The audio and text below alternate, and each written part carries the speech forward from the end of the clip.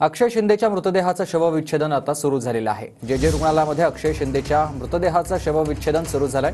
शवविच्छेदनानंतर अक्षयचा मृतदेह हा कुटुंबियांच्या ताब्यात देण्यात येईल।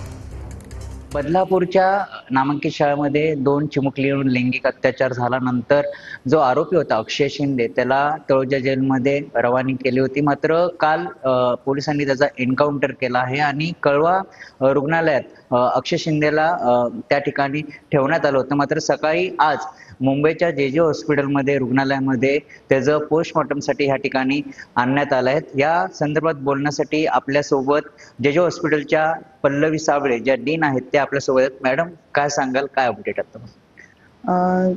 मुंब्रा पोलीस स्टेशनवरून बॉडी आमच्याकडे 11:10 जे हॉस्पिटलला आली। त्याच्यानंतर थोड्या वेळाने त्या पेशंटचे बॉडीचे केस पेपर्स आमच्याकडे आले।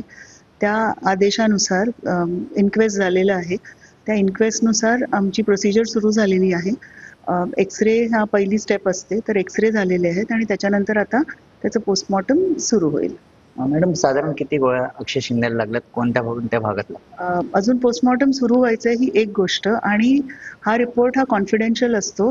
ही मेडिको लिगल केस असल्यामुळे हा पोस्टमॉर्टम झाल्यानंतर ह्याचा रिपोर्ट पोलिसांना, त्या संबंधित पोलीस स्टेशनच्या पोलिसांना दिला जाईल आणि बॉडी देखील त्यांना हँडओव्हर केली जाईल।